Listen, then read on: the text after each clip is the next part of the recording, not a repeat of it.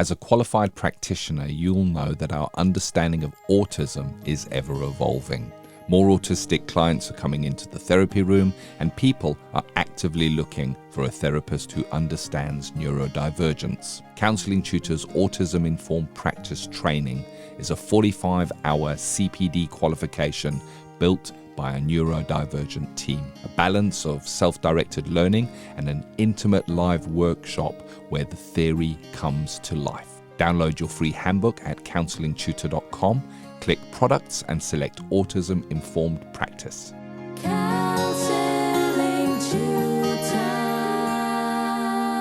Welcome to episode 372 of the Counselling Tutor Podcast. I'm Rory, and today I'm delighted to be joined by Matt Hussey, a therapist, writer and award-winning journalist who is doing some very thoughtful work on exploring how modern life is influencing our psychological world.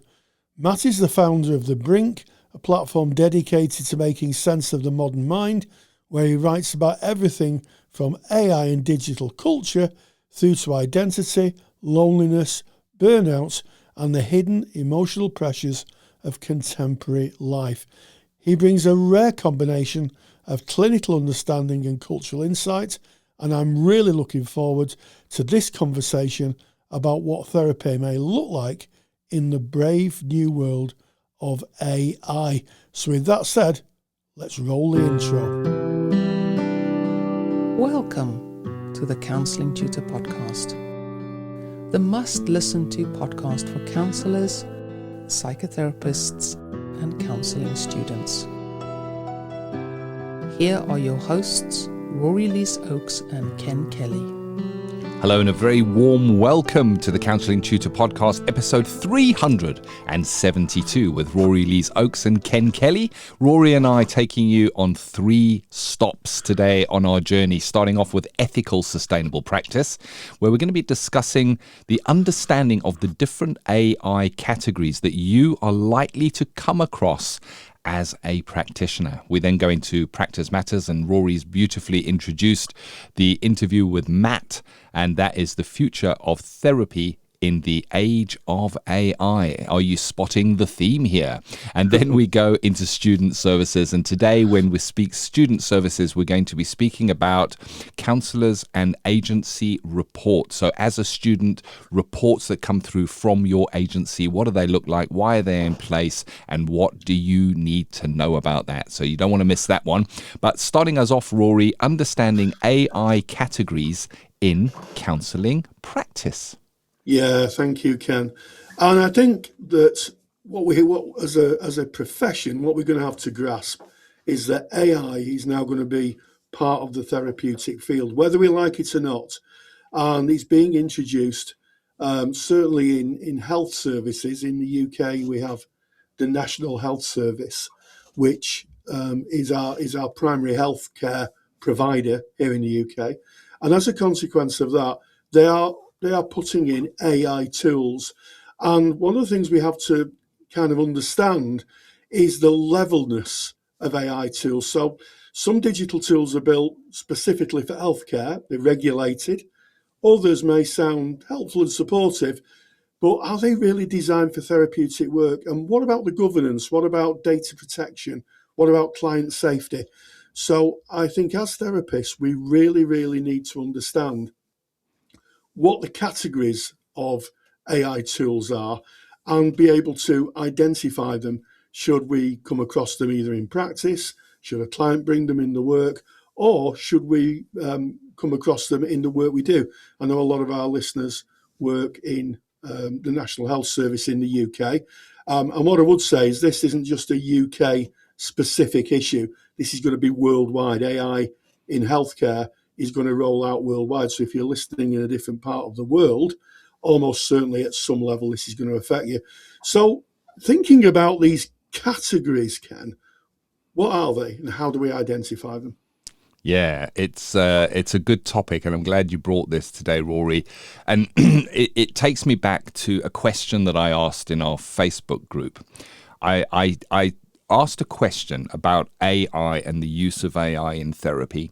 And I had one or two comments coming in saying, why are you referring to this as AI? It's an LLM. It's a large language model. It's not really AI. It's a predictive thinking model. And they're 100% right. And what we need to understand is that not all AI is equal. And we are going to see it in therapy, in maybe the tools that our agency or the NHS might require us to use, or we're going to see it coming through a client who comes into the therapy room and says, you know what, I don't know, I'm going to just pick something, ChatGPT, and I speak about our sessions together. So we are going to see it, and understanding what the different categories of AI, and we're going to cover 3 today that you're likely to see in therapy, is going to give you a heads up because they are weighed differently. So the first one that you mentioned, Rory, is digital mental health technologies. They've got an acronym, DMHTs, and it's worth us learning that. DMHTs, digital mental health technologies. These are purpose-built. They're purpose-built for our profession. So what do I mean by purpose-built? Well, in the building process, there would have been research and data around mental health. And this is not necessarily just counselling, it's mental health in general. There would have been a counsellor, a psychotherapist, or a psychologist, or somebody that is skilled in working with these presentations involved in the build. So it wouldn't just be a development team who go, I've got a great idea, let me build an app that will help people in mental health. It has been built from the ground up with the involvement of professionals from the mental health sector building it, as well as, of course, your programmers and developers. But when a digital mental health technology is built, it is built with data protection in mind, with the laws of the land in mind. So here in the UK GDPR will be baked in. So you can expect that if you're using a digital mental health technology, AI application, and you're using that to interact with either for your casework, keeping notes, or it might be part of the client's journey, that all the regulation and data protection and keeping everything ethical has been taken care of for you. So it allows you to breathe a little easier when you're using that. And you spoke about regulation, Rory, and for the first time here in counselling and psychotherapy, we have the Medicines and Healthcare Products Regulatory Agency, the MHRA. Now, they didn't touch counselling and psychotherapy before because when we don't fall under medicines, really. It's now with these digital mental health technologies that they are now overseen by the MHRA. They provide the guidance on this. They will be doing the audits on this and kind of giving the developers the schemes that they need to map to, so we know that we are held. And you may see these tools, as I say, if you're working in the NHS, you may be asked to use these tools, trained on these tools, or if you're in an agency, you may be given these tools to work with.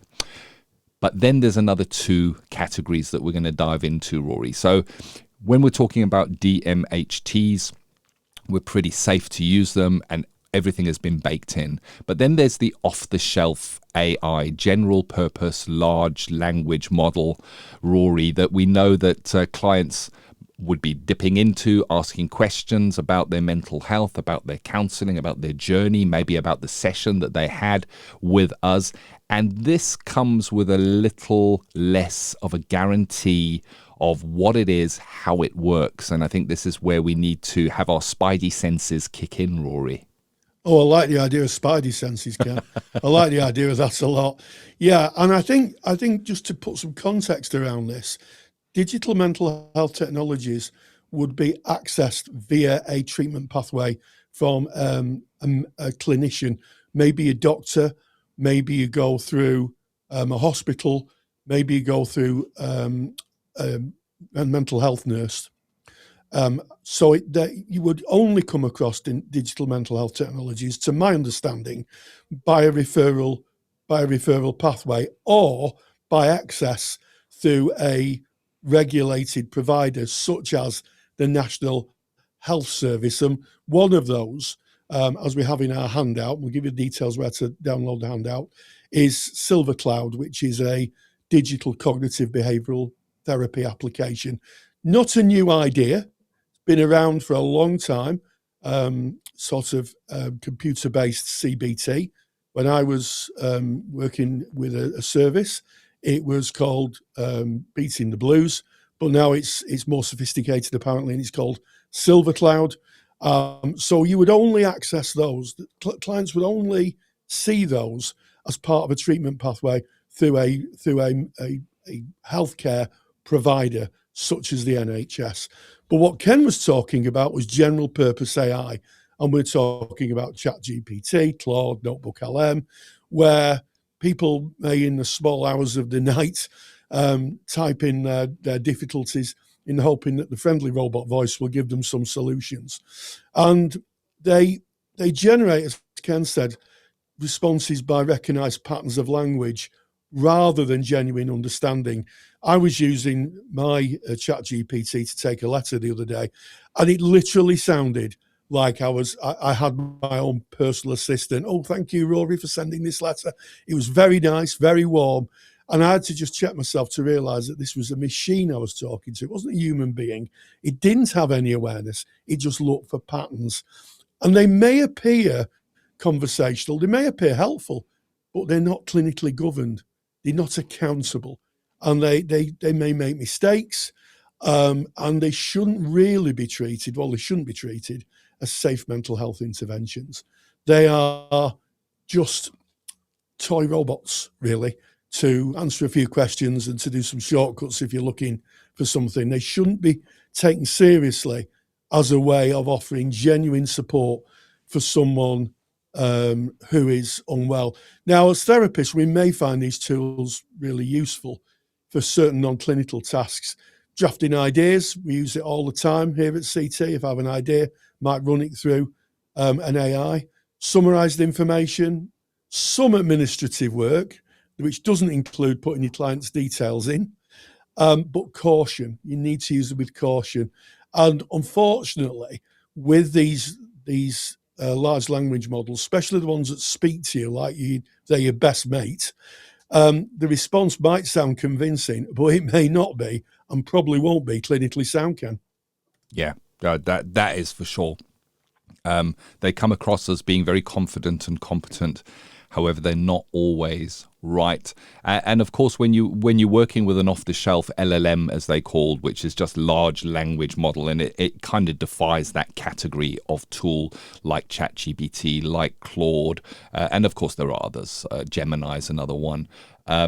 It is trained on vast amounts of data. It has no idea of a client's care pathway. It has no idea of risk assessment or being able to escalate risk if that shows up. It's not built in at all. It's just trying to answer what you're asking from its vast data, which of course is biased. They're known to be biased. You mentioned how kind your personal assistant was to you, Rory, and they are known to be sycophantic, which means it wants to make you happy. They think of them as a little puppy.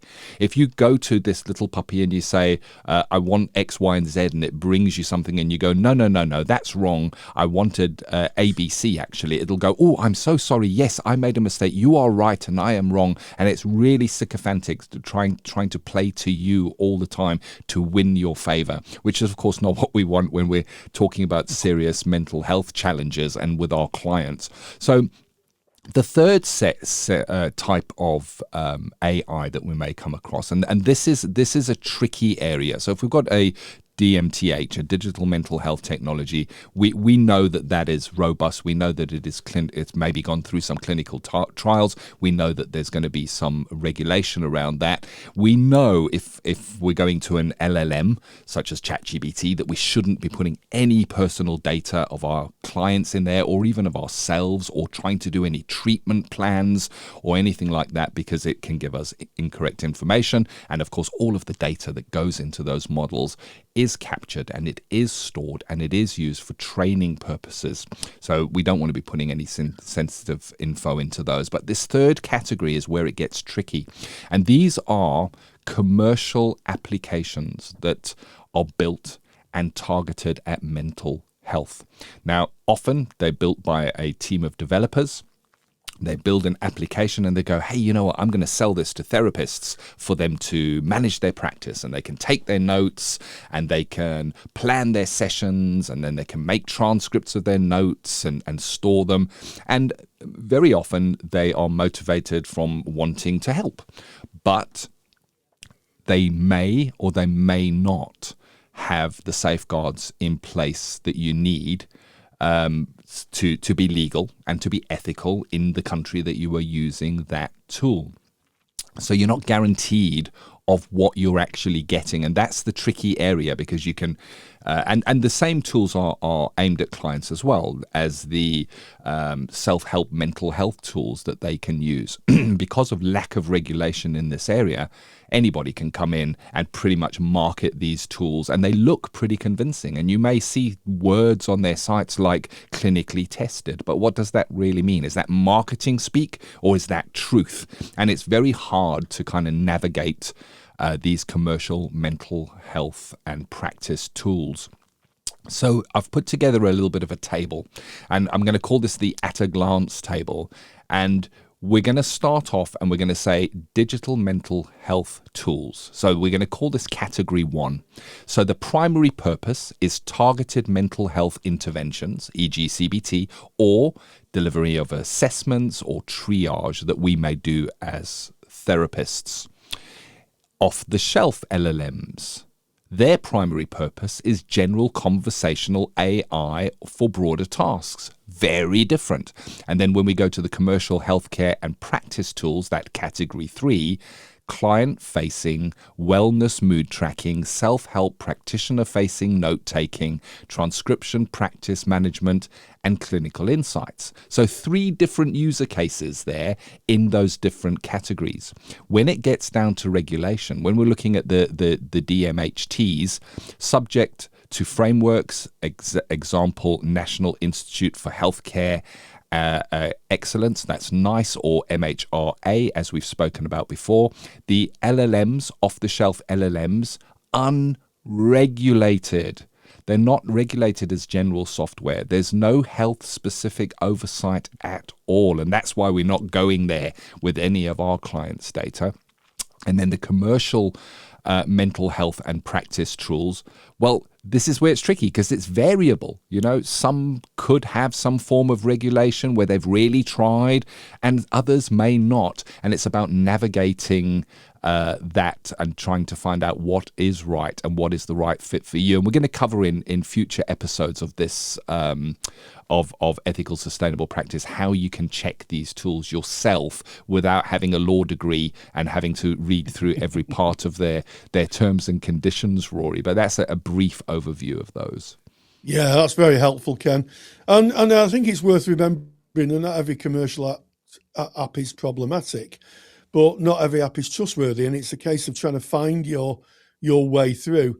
And that's why we need professional judgment before recommending or discussing them with clients. And I think there's a tendency for therapists to want to do the very best for the clients and want to support the clients. And, you know, when a tool comes along, it can feel like a bit of a no-brainer. Well, I'll use that because that's going to be really helpful. But we really need to stop, to pause, to take a breath, and to look at the governance of the apps that we're using. And in fact, there was an article recently in the Guardian newspaper, it's a UK-based newspaper, of a client working online with a therapist, and the therapist had used a app that made a transcript of what was being said, and it got into a very difficult conversation. Well, difficult from the therapist's point of view, because the client said, well, where's this information going? Why are you using this? Where's this information going?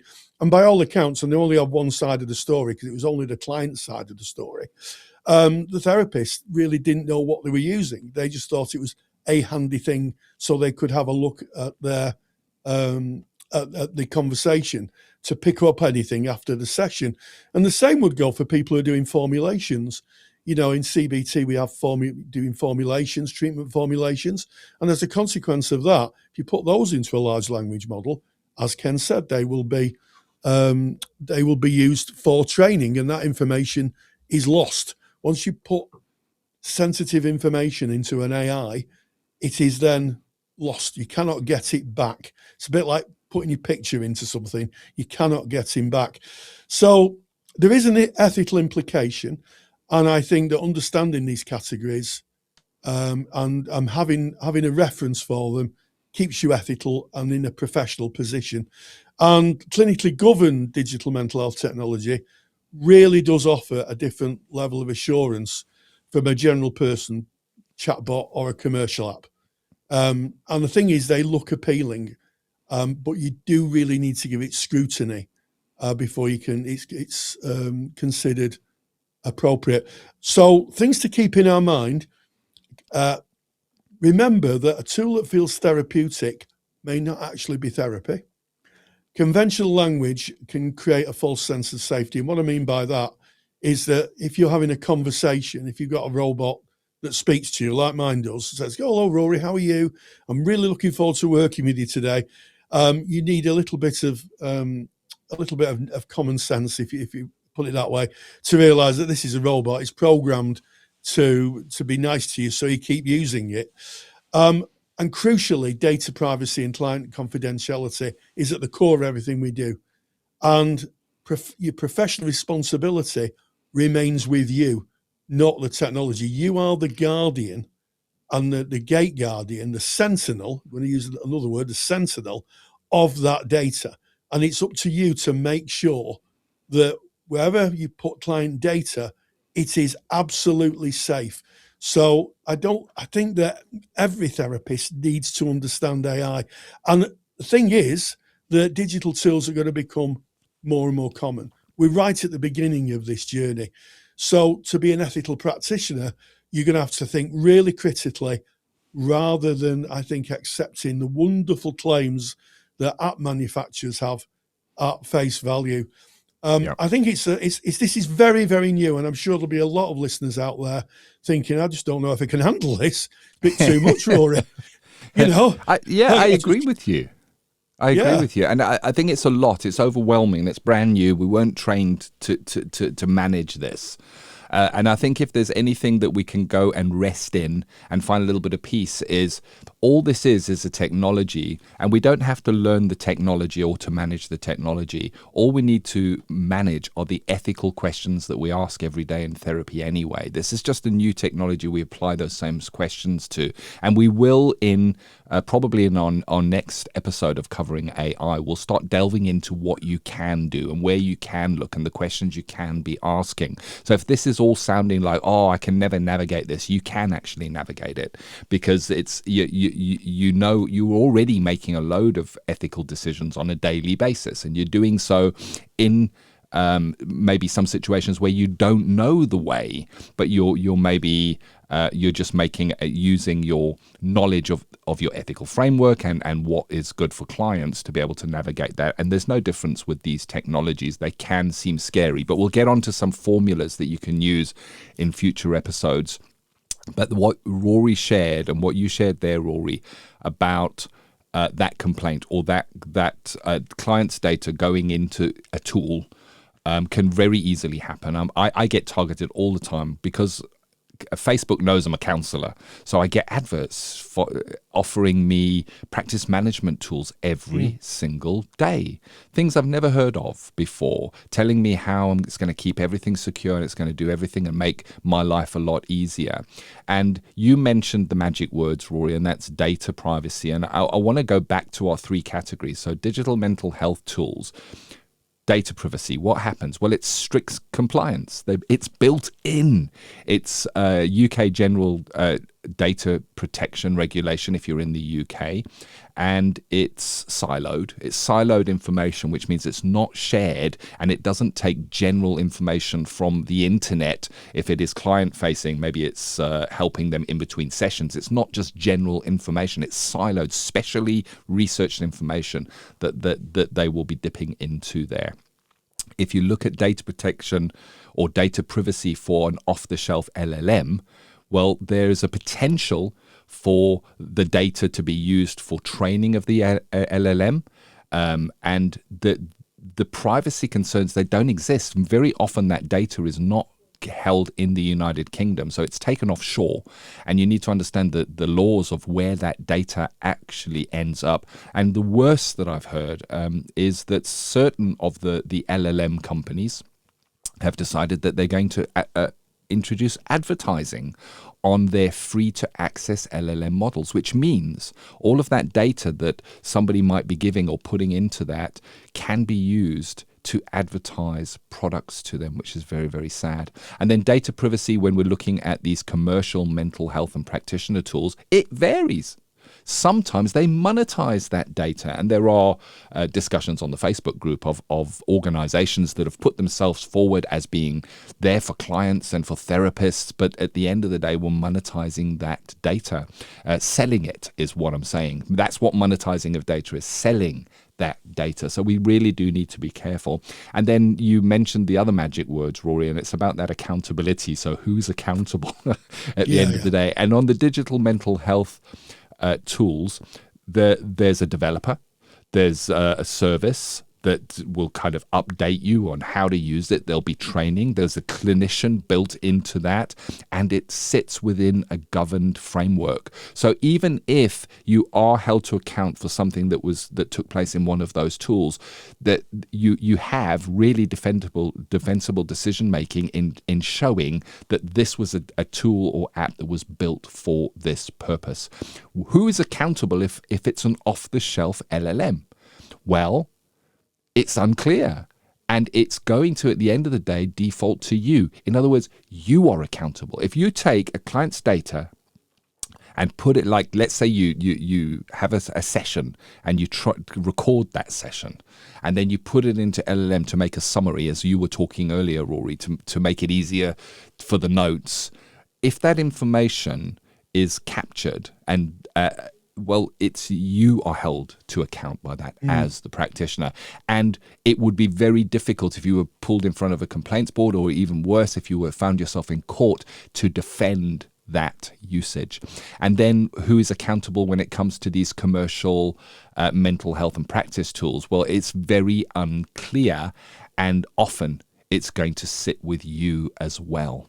So if you are using one of those tools, even if it is a well-built tool that does have data protection involved in it, you would have to show that you went through a defendable decision-making process when you undertook taking that app on. And that would include a whole number of checks and balances, which we will cover in an upcoming episode. It's a deep topic, Rory, and I think it can feel like, oh, this is far too much. This is all too new to me. But you can do this.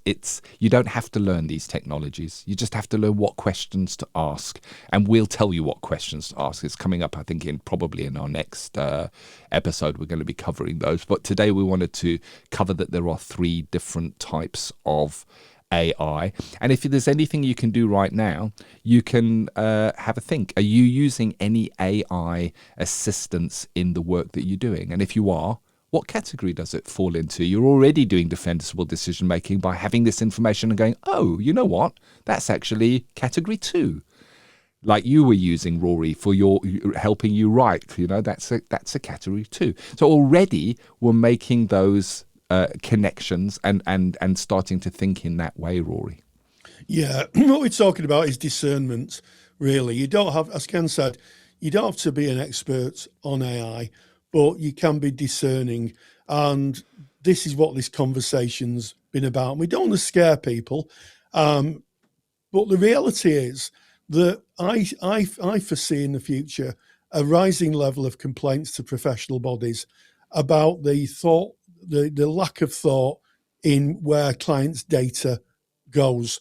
I think from our Facebook page, and if you want to join our Facebook page, just go into Facebook, type Counselling Tutor, and hello to you. Welcome in and join the conversation.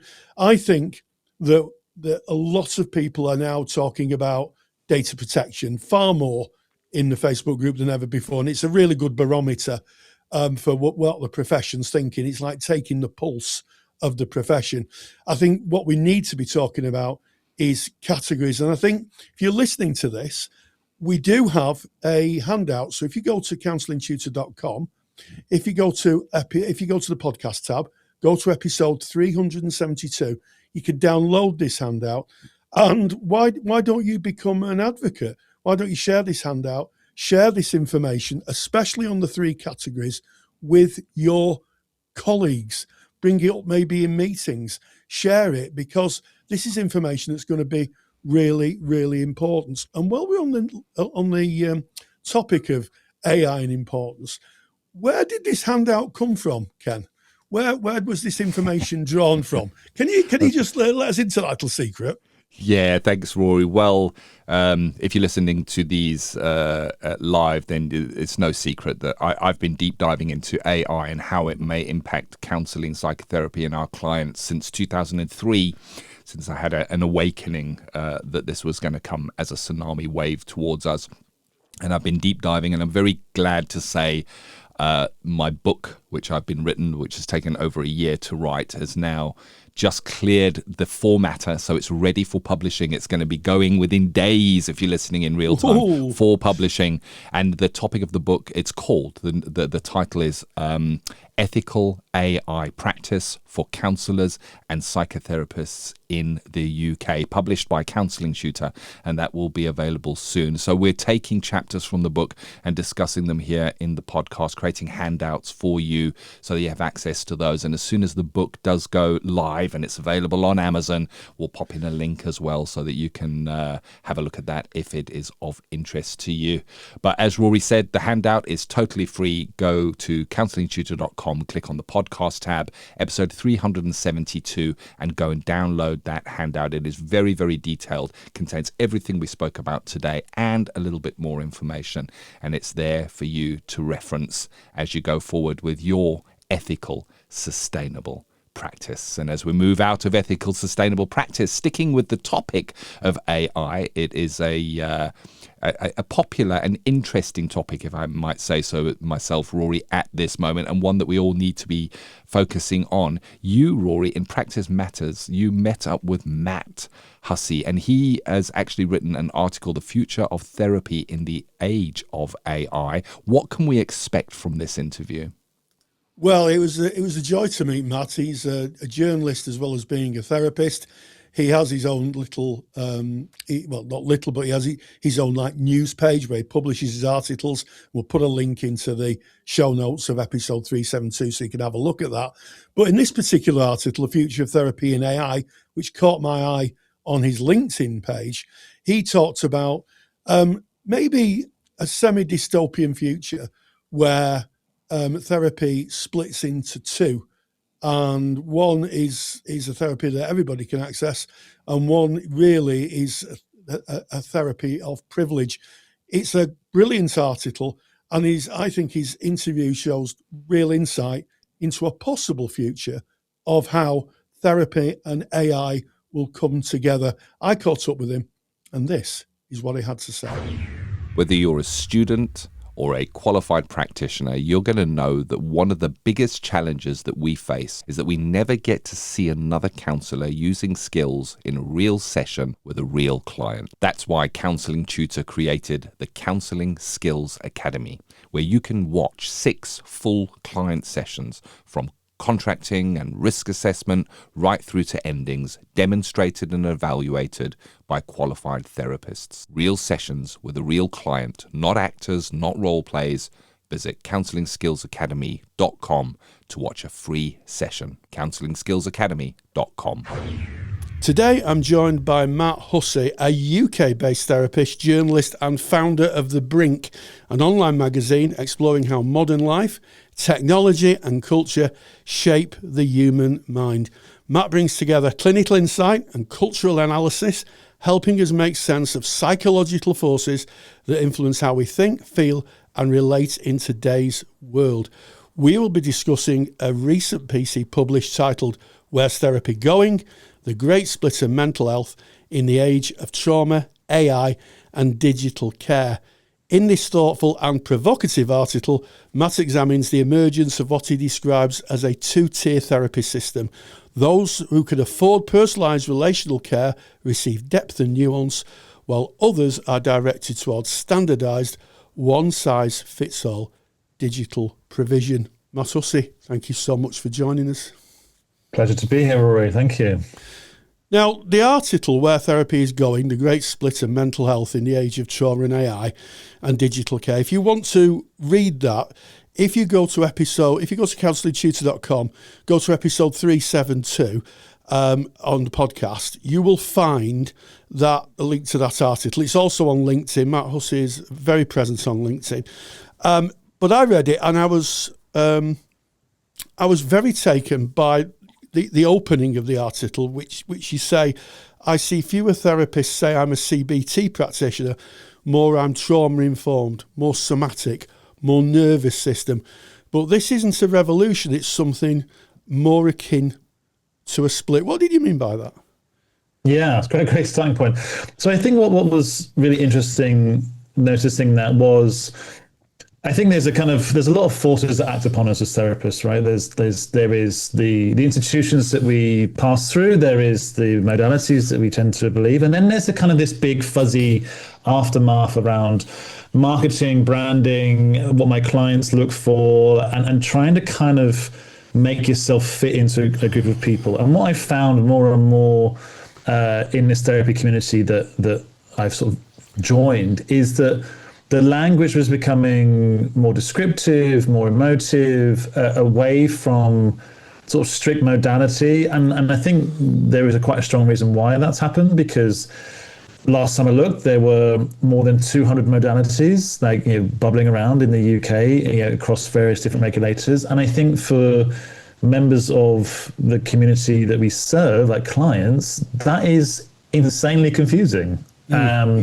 And so I think what's happened is this combination of a kind of push-pull where practitioners have had to realize that they've got to go way beyond just, I am an integrative, psychedelic therapist, whatever it is, to something more emotive, something more meaningful to clients. And at the same time, clients have become way more aware of clinical language, psychiatric language, and use it way more in conversations and search way more using that language than before. So there's been this sort of coming together where therapists have moved from the kind of cold clinical modality and clients have moved from an unknowing passive recipient of therapy to something in this sort of middle ground.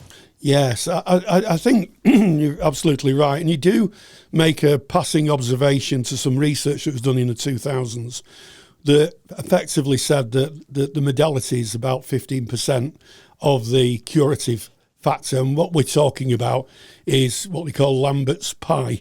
It was common factors. And is what you're, I guess what I read in your article was that the modality is becoming maybe less and less relevant to clients. Would I be on the right track with that? Yeah, I think so. And I think the reason why is because of what's happened to our profession outside of it, in terms of how the work we do now travels throughout the internet, throughout people's lives. And that's forced, it's made clients, I think, way more active participants in therapy. I think I talk about it a bit in the essay, what's in decline. And I think the blank slate, the Freudian blank slate that he talked about over 100 years ago and was modified in language by practitioners since, has declined. I don't think people turn up to therapy and just wait to be cured. I think they want to have a relationship. I think they want to be involved. I think they want to feel like they have ownership over the therapy, over what they bring and the language that gets used. And so I think what they're looking for is something way more relational, which I think kind of dissolves modality a bit. Not entirely, because obviously modalities will have very different approaches to how relational one is. And I have lots of arguments with people about how relational we should and shouldn't be.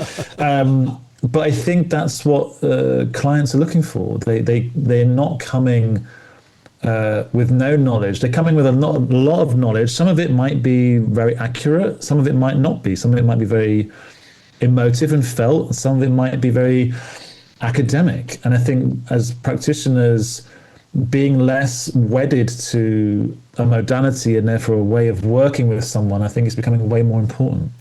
Yes, and in the article, you say clients no longer approach therapy as passive recipients of expert interpretation. They arrive sometimes over-informed. They have read Van der Kolk.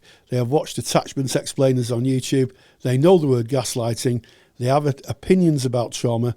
They are less impressed by emotional distance. And I want to pick up on the book, because The Body Keeps the Score by Bessel van der Kolk is probably one of the greatest crossover books that we've seen in recent times. The other one I can think of is The Games People Play by Eric Byrne, which appeared in the top 100 bestsellers for about 30 years. It started as a clinical book, ended up being a dinner party book where people talked about it. Do you see The Body Keeps the Score as a dinner party book? In other words, things that people would discuss when they get together? 100%. And when I started seeing it in a kind of really random way, like, so when I remember I had like I've had a permanent bad back, right? I think as we all do.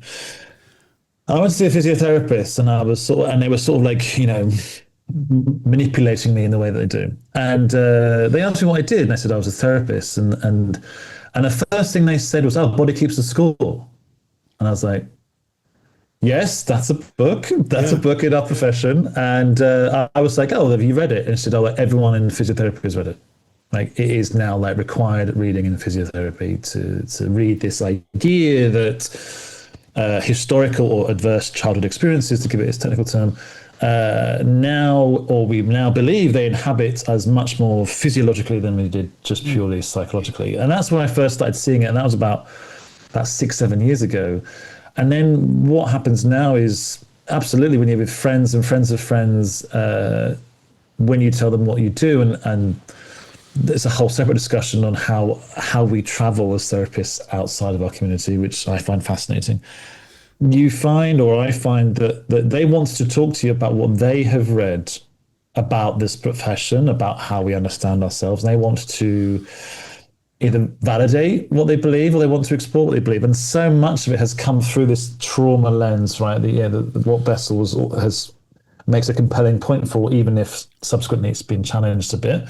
That what you've gone through is stored in you in some physical way, and that we are curious enough and willing to play detective with our own bodies, we can find it. And some of it is very beautiful and poignant. I love hearing people's sort of explorations of themselves, and some of it is sort of purely a bit thinner, a bit more anecdotal, but they've been used to make way more meaningful, more massive, and to tell a much larger story about where they come from and what life was like for them growing up. And with this sea change, and I would agree with you, I think people are more informed than ever before, clients are more informed than ever before. How should we as therapists engage with that?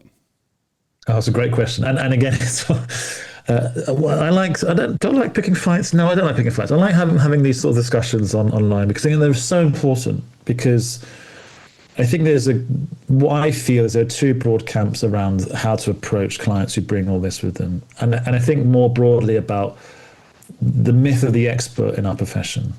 I'm a big sort of nerd of history, and I'm fascinated about where our industry came from, where it emerged out of, and emerging out of the kind of mid 19th century, out of the medical profession, and there was always a need to sort of emulate that professionalism, that kind of expert position as therapists or psychiatrists. And I think that still remains. I think there's still a real tension in our profession around wanting to be the expert and wanting to be the person who leads someone through their experiences in a kind of containing and held way.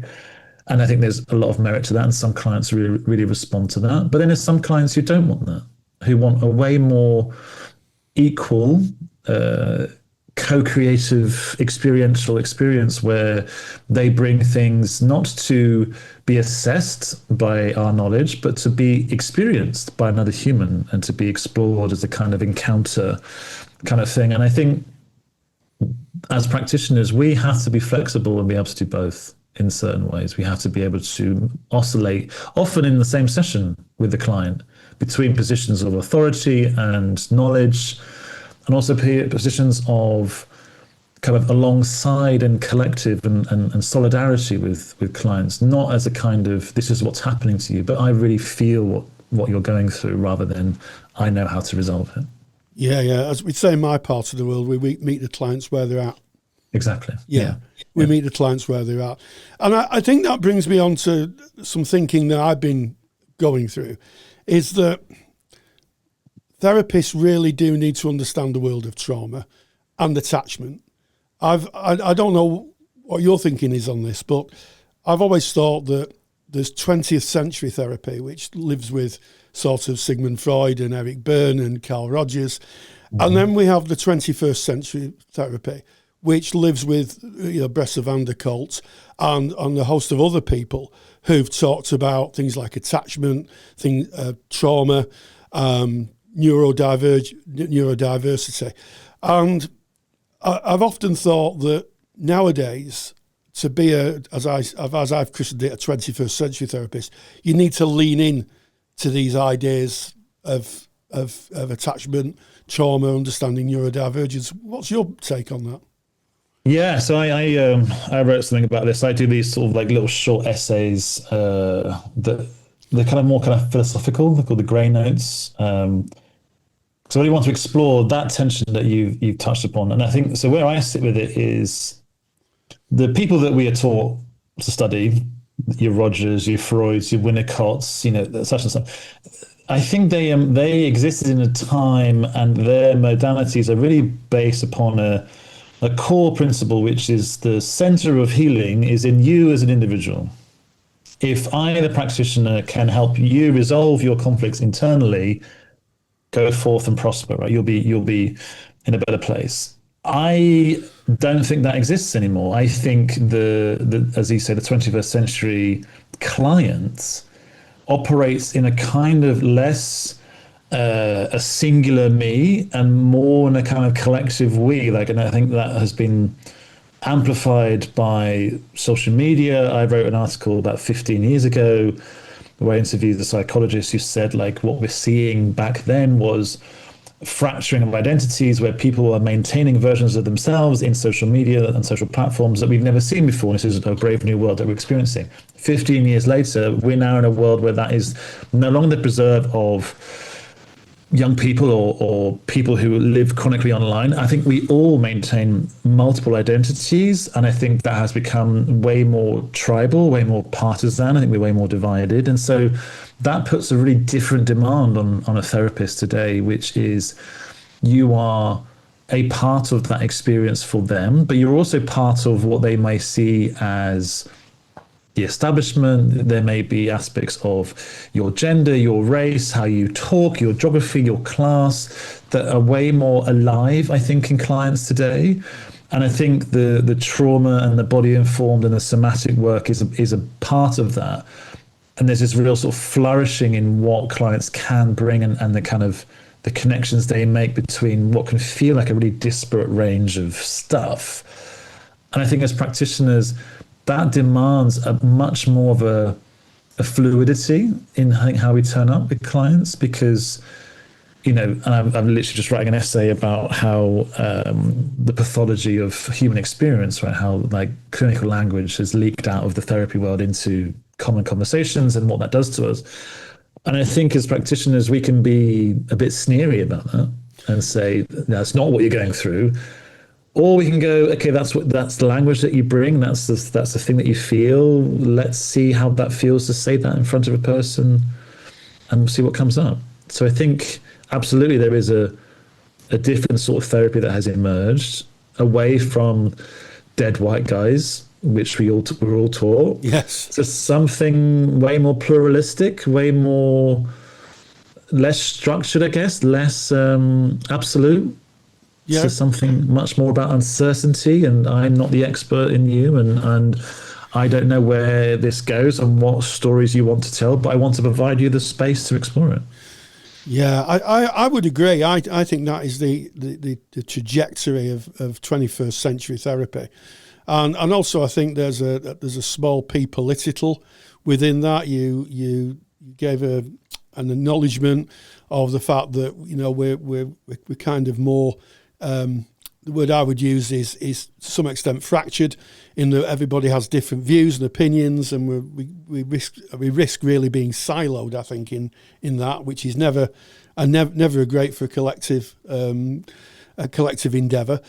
So, do you think that therapists need to be more aware of the world that's going on around them, as opposed to just what's in the therapy room and just what's in their texts?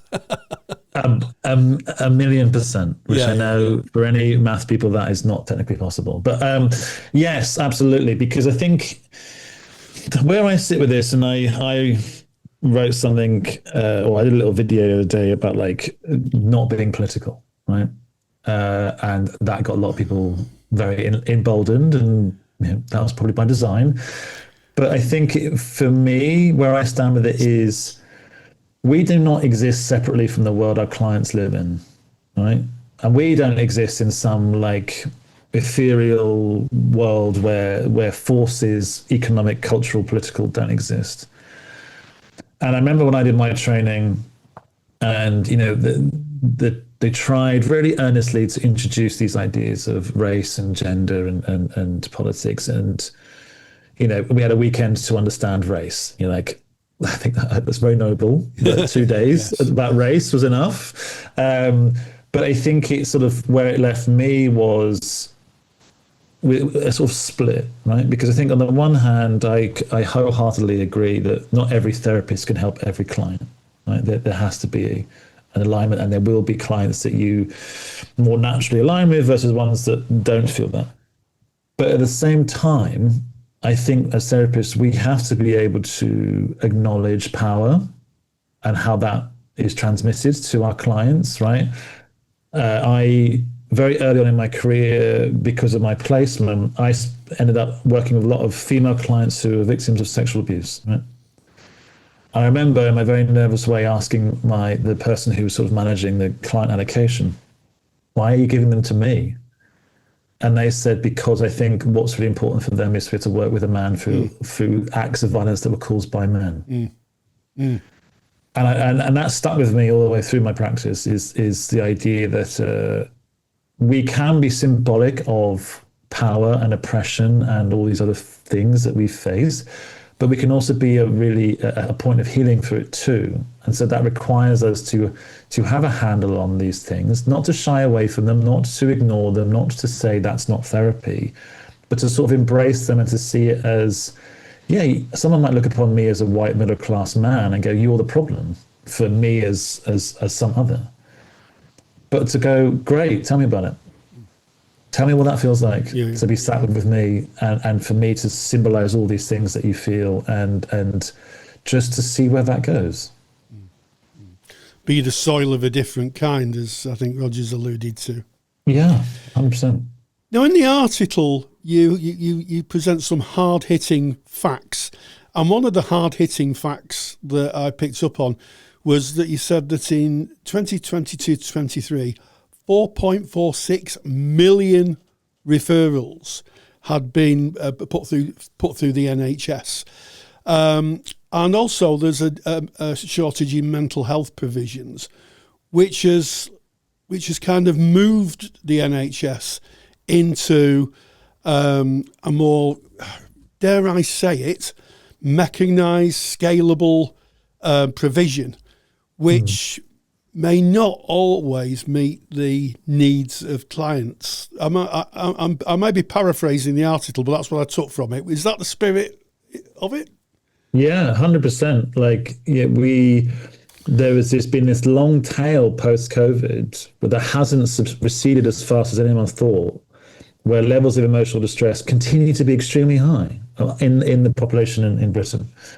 And, as people listen to this podcast, know as well, like the first point of contact for most people when they're in emotional distress is to go through the NHS. And, it's normally, I wrote a piece last year about trying to help people understand the public-private pathways to getting assistance. And the public pathway tends to be you have to go to a GP first, and then they have to give you a referral, and then it opens doors to other teams, and you can access different services. And as you pointed out, Rory, like our NHS doesn't have the resources to do that in a way that holds everybody in the way they need to be held and to provide them access to experts they need to get access to. So a lot of really painful, hard choices have been made. And I think it's a thankless task, the people who have to design these systems, because as you said, like a lot of people don't get a lot out of it. And the data in the essay that I wrote shows that around, like, according to data from 22-23, rates of recovery in NHS through mental health services is around 50%, right? So lots of debate about that. Is that a good number? If half the people who access services through NHS receive a positive outcome and feel better versus half that don't. And I think that the demand isn't going away. I don't think the private industry is set up to do that. And I don't think that a lot of the therapists that we are producing as a country are even fit that system. I know when I graduated from my course, I wasn't even eligible to work in NHS because I hadn't gone through an IAPT training. I had gone through a kind of person-centered, integrative, open-ended, long-winded, all that sort of stuff. And I therefore was not a fit. And I think that's where the tension already presents itself, and that's where technology has started to be introduced as a way of dealing with that excessive demand. Yeah, and I guess we can't mention technology without mentioning AI, artificial intelligence, can we? We can't. No, it's here. It's already here. I remember when last year in the summer I found an infographic, and it was I think it was OpenAI who created ChatGPT, and they released data on what it was being used for. And in the biggest use case last year, when the data was released, was mental health. Was people were chatting to bots about how they felt. And I remember lots of academics in our profession, criticizing that. And my point was, and it stays now, like, this has already happened. To debate the fact that whether it's happened or not it is completely not the point here. The point is that, as we've just talked about, demand for emotional support has never been higher. There is a shortage in provision. Most healthcare for mental health remains a expensive and privileged position for people to access. So guess what? They've gone to something that is free at the point of access, is on their phone, is with them all the time, is always on, and always appears to be sympathetic and engaging, and there are no questions that can't be asked, and there are no answers it won't try and answer for you. Even if they may not be correct, they give you an answer. And I think that's worrying for therapists and our industry, because I think therapy is being nibbled at from lots of different sides at the moment, and AI is probably the largest set of teeth in our profession at the moment. And I think a lot of therapists are concerned, as they should be, but I think also where I sit with it is a lot of therapists are quite judgy about clients bringing it into the room. I went and spoke to ChatGPT and it said this. And I think for me, where I sit with it is to try and understand what is being said there. I went looking for help. This is what help told me. Rather than I'm comparing you, my therapist, my human therapist, with this machine, and you're in competition with each other. Well, I think that's probably a great way to end our time together today, Matt. If you want to look or read Matt's writings and thinking, if you go to www.thebrink.me, you'll find Matt's journalism, his thinking around where therapy is going. And of course, you're quite a prolific poster on LinkedIn, where I found you. So with that said, I'd just like to say, Matt Hussey, thank you so much for joining us. If you're a counsellor in private practice and you need a website, or you've got one that could do with an upgrade, WebHealer are offering Counselling Tutor Podcast listeners £100 off the cost of a website design and build. WebHealer specialise in websites for counsellors and psychotherapists. It's all they do. Their team provide a completely non-technical, done-for-you solution so that you can focus on your time with your clients. They've been doing this for over 20 years and are a trusted name amongst counsellors when it comes to getting your practice online. Get the full package details and claim your £100 off coupon at counsellingtutor.com/website. Massive thank you to Matt. Thank you to you, Rory, for finding that article, reading it, and then reaching out and inviting Matt onto the podcast to talk about that. It's interesting when you kind of introduced this, you spoke about that potential dystopian future. And recently, our CEO at Counselling Tutor attended the BACP conference on artificial intelligence and how that would play out. And it was part of the topic of discussion that there's a change. There's a change afoot. We don't know what that looks like, but we need to be paying attention as we go forward. But I'm always warmed in my heart, Rory, that when I watch Star Trek, The Next Generation, that the one person, they've got this amazing AI computer that can run the whole ship and analyze absolutely anything. But when you look to the counsellor, it's a human person. And I really believe in my heart of heart that therapy is going to stay human to human at its core. And hallelujah. That's what we try to do. Yeah, hallelujah. That's what we try to. That's what we try to preserve here. So that is Practice Matters. We now move on to student services, and in student services today, Rory, you've brought us the topic of student counsellors and agency reports. What is an agency report? Well, astonishingly, Ken, we've never covered this in all the years we've been doing the podcast. We've never covered this. So to put it into context, if you're doing a practice-based course here in the UK, eventually you'll have to submit a portfolio of work. For some awarding bodies, that's an externally marked portfolio. For people at university and some people on maybe CPCAB courses, that's going to be an internal portfolio of work. And part of that portfolio is something called an agency report. So anybody who undertakes a recognised counselling qualification here in the UK, and I'm not talking about a 4 hour course on Udemy or something like that. There's lots of them about. I'm talking about proper clinical training. They have to do 100 hours of supervised practice, and they usually do that at some form of agency. Could be a charity. I've known it within the NHS, believe it or not. People have had positions within the NHS. And at the end, when you come to submit all your documentation, what happens is that you have to submit something called an agency report. And that's the agency's view of you as a practitioner. And it's like a 360-degree assessment. So if you think of one part of your assessment as the internal units, things that are marked every week or on a monthly basis by your tutor, the criteria or the assignments that you put in. And then you have something usually from your supervisor saying how you've worked in supervision. Maybe we'll cover that on a podcast in the future. But also your agency is asked, how did he get on? And they ask some specific questions. Now, I've got CPCAB's TCL4 agency report. It's public facing, anybody can download it.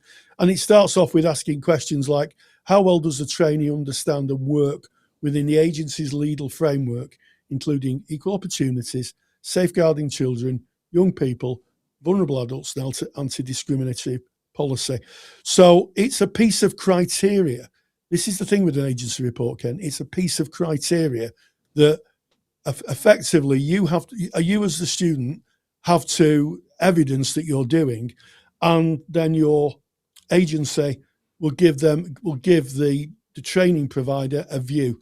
And every single trainee always has, in my experience, has to have an agency report, because what can happen, and I've seen it happen on only very few occasions, is the training experience isn't good, that somehow the trainee isn't a good fit, and it can this agency report can be the basis of a conversation about staying in practice. It doesn't happen often, one in 10,000 or something like that, but it does show that it does record your the way you conduct yourself within the agency, and it really gives a complete picture of you in the agency, how you're working, and forms part of your portfolio. We've seen lots of them as tutors, haven't we, Ken?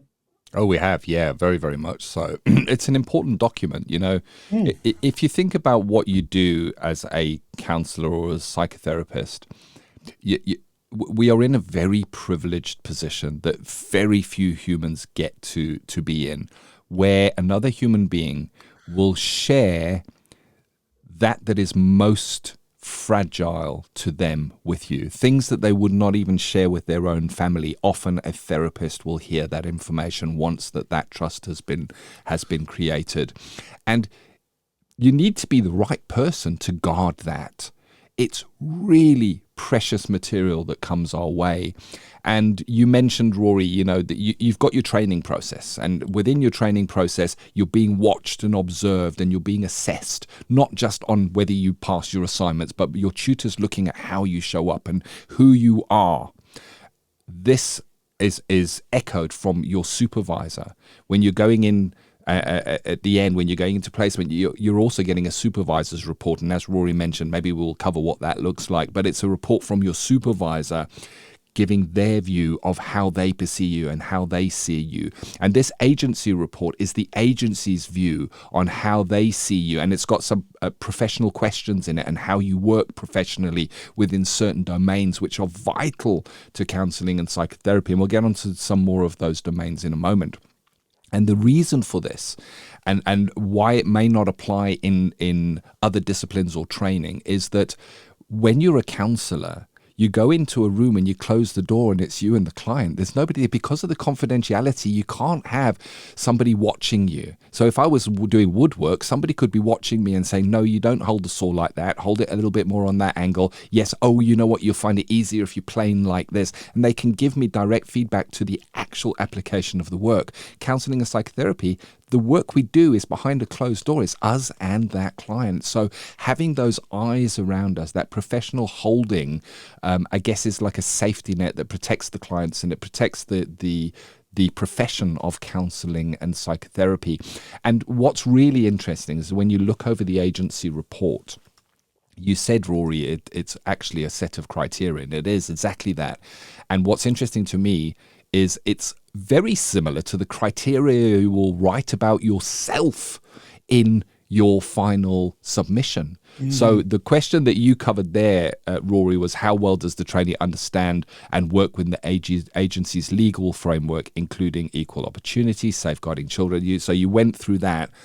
You, in your final portfolio, may be asked, how did you work within your agency's legal frameworks? And how did you manage things like equal opportunity, safeguarding of children? So you yourself are going to be putting in that information of how you see it and how you work with it, but you've got the balance. You've got your agency feeding in how they see you too. And I like how you've said, Rory, it really is. It's a 360 view.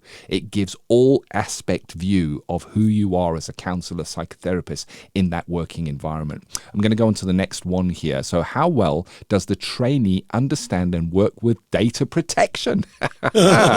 Oh my goodness, that comes up a lot.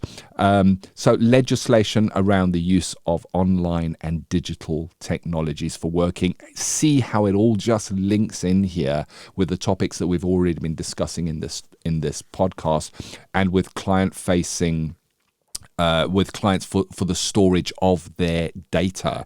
And You're expected to learn about how to protect data in your training and then implement that. And this is now asking the agency how they see that. And I'll do one more, Rory, before I put over to you. How well does the trainees' record keeping reflect appropriate ethical, legal, and professional practice as required by the agency? And that's an important one, as required by the agency, because there might be different requirements in different agencies, Rory, depending on the client group you might be working with and what the agency's policies are. Yeah, absolutely. And I don't want anybody to panic about this and think, oh, I've got to be perfect. What happens if they say something, well, I failed? Because all these are the normal, very normal anxieties that students have. This is a opportunity, I think, for growth and feedback. I've always said on the podcast, feedback's the breakfast of champions, and it will give feedback to your to your trainer, and they will be able to feedback and maybe give you areas that you might want to develop or think about, or they may be able to point you to. The reality is that if you got to the point where you've done your 100 hours and you're submitting this report, I think that you're probably okay, because if the agency would have any worries about you, they would have stopped you practicing. That's the fact of the matter. If they have listened and thought, oh my goodness, this person really is sharing confidential information in the cafe next door or taking the clients down the pub, I think someone would have taken you onto one side and said, I think, we need to have a bit of a chat. Or they may have pulled you in and said, you need to revisit this part of your training. But they are questions to be asked. Things like, how well does the trainee make contracts and maintain boundaries with clients, which are appropriate to a client group? And in terms of things like online and telephone and professional practice, which kind of reminds me why it's important that if someone is working online, they take training, because if you're working online, there are things you're going to have to learn about online working, which will feed in, I think, to this report. And things like monitoring outcomes using core monitoring or, PHQ-9, because the thing about training is it's preparing you to go into the world of work. And if your agency is using assessment tools such as Core 10 or PHQ-9, then it's almost certainly that if you get a job within, maybe an agency or a National Health Service, they'll be asking you to use them. So it's training really on how to use tools in the real world, how to use contracts, how to use risk assessments in the real world. And then finally, I think it asks about things like work as member of a team, use of supervision and referrals. And then at the end, it will ask the practice manager to give an opinion on the trainee's readiness to work as a professional counsellor within the context of an agency. In other words, to be able to work within an agency setting. And all those need to be, shall we say, on the positive side. It may be there's areas that someone may say they could do with just knowing a little bit more about this, or consider this information. I think especially around AI, data protection, this is going to be something that I think students are going to have to learn very quickly, because it's going to come into agencies, it's going to come into, it's going to be everywhere. So, with that handout we talked about earlier on in mind, it may be a good time to download that. Yeah. But it's all part of training to be a counsellor. Myself, and I think I still have my agency report in the loft next to the Christmas tree, which I look at every year when I either put it back or bring it down. So, it's nothing to worry about, but these are markers in the sand of how you're practicing professionally. And as I say, maybe it's not unusual for the practice manager maybe to write some comments of areas of development. And, as I said, areas of development are there to support you in becoming a practitioner. So the summary would be nothing to worry about, but take note of what's being said. Yeah. It's an important document. And, you mentioned, Rory, that this is so different. You know, when I trained online and telephone counselling work, was a niche area. Very few people were doing that, and UK GDPR didn't exist at that time. We're now being asked to learn and work within what is of the current working environment. And just in this last week, I'm very happy to say, we added a 10-hour online and telephone counselling course for students into our student library. If you're studying counselling, the student library from Counselling Tutor is like having your own tutor alongside you. Every theory and skill in plain English, mapped to your specific course and level. Visit counsellingtutor.com, click on the products tab and select student library for more information. That's counsellingtutor.com.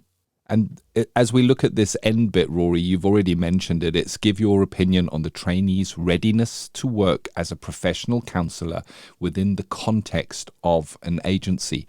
How we show up as a student in the class, how we show up in the agency may be different. And it gives the tutor eyes on both, because guess what? Guess who signs this? Well, obviously the person giving you the report from the practice where you're doing your placement.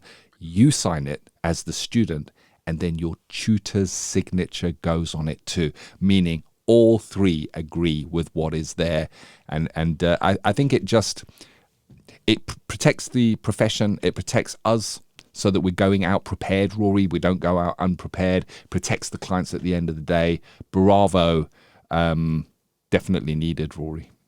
I totally agree. And of course, the other person who signs that off is the external DEV, the external verifier, person who comes from the awarding body, or if it's a university, a department that would come and oversee the course, and they would sign it off as well. And I think that I can't make this point any stronger, Ken. Being a therapist is a disciplined profession. You have to be disciplined and robust to be a therapist. And the reason for that is because we're in service of clients, but we're also in service of the laws and the technologies that are around us. So, there's no room for not knowing this. There's an old saying that ignorance of the law is no excuse. It's the same with our profession. You can't just say, well, I didn't know that. That's not going to cut any ice at all. You really need to be on top of your game, not just for students, but for all of us, and as we've talked about AI today, that's being, I think, on top of your game. But as you say, it's all part of training to be a therapist. And when you get that certificate or your diploma or your whatever you get, and you stood there with your cap and your gown in a sunny afternoon, having your picture taken, it'll all be worth it. It'll all be worth it. Oh, very, very much. In your family. So. Yeah. And, we're just very grateful as we come to the end of this podcast. I just was looking recently with Rory, over 4 million downloads of the Counselling Tutor podcast. Wow. Now. We've been podcasting for close on 10 years, Rory. And I'm going to end off by saying this is episode 372 of the Counselling Tutor podcast. Well, thank you, Ken. We started off with ethical and sustainable practice, understanding AI categories in counselling practice. There's a handout for that. Go to counsellingtutor.com, go to the podcast tab, find episode 372, download that handout, and I'm going to be a bit directive. Share it and be an advocate. If you've listened to this podcast and you've got the handout, why not share it with your peers or share the link on your social media to make all the practitioners aware of what is going to be a big and important change in our profession. In Practice Matters, talk to Matt Hussey, a therapist and journalist who talked about the future of therapy in AI and gave us a possible future of how counselling and psychotherapy will look as we move, as I say, into the age of artificial intelligence. And finally, in student and services, Ken and myself talked about agency reports, that very important piece of paper, that document that evidences how you have integrated and worked within an agency that forms part of your final portfolio and is at the end of the day a piece of criteria. So thank you for your shares, likes, and general comments on the podcast. And as always, and until the next time, stay grounded and stay safe. Thank you for listening to the Counselling Tutor Podcast. Find the show notes for this episode by visiting counsellingtutor.com.